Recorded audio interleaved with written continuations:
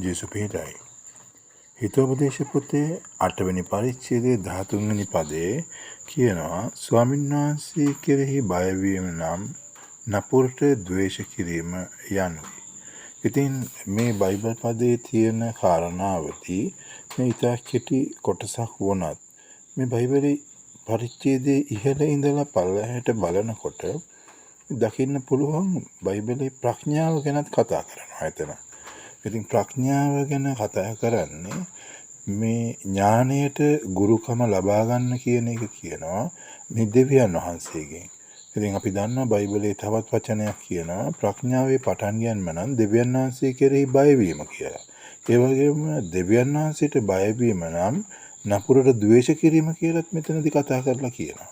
ඉතින් මේ කාරණාවලදී අපිට පෙනී යනවා යම්කිසි කෙනෙක් නපුරු කරනවා නම් ඔහු අඥානියෙක්ව සිටිනවා. ඔහු නිවැරදි දැනගැන්මක් නැති අඥාන මිනිසෙක්ව සිටිනවා. නමුත් ප්‍රඥාව දෙන දෙවියන් වහන්සේ කෙරෙහි අපි බය වෙනවද? අපිට දෙවියන් වහන්සේ ප්‍රඥාව දෙනවා.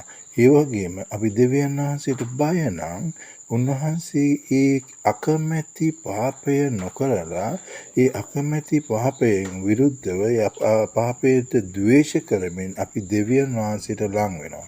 ඉතින් මේක බයිබලයේ පොඩි පදයක් තමයි කතා කරන්නේ. නමුත් වැදගත් වෙන දේ අපි දෙවියන් වහන්සේගේ පැත්තේ හිට ගන්නවද නපුර පැත්තේ හිට ගන්නවද කියන එක. ඉතින් බයිබලයේ මේ දෙවියන් වහන්සේ කතා කරන කාරණාව බලපුවාම උන්වහන්සේ බලාපොරොත්තු වෙනවා මනුෂ්‍යයන් විදියට අපි දෙවියන් වහන්සේගේ පැත්තේ හිට ගන්න එක, දෙවියන් වහන්සේට බය වෙන එක. කොහොමද?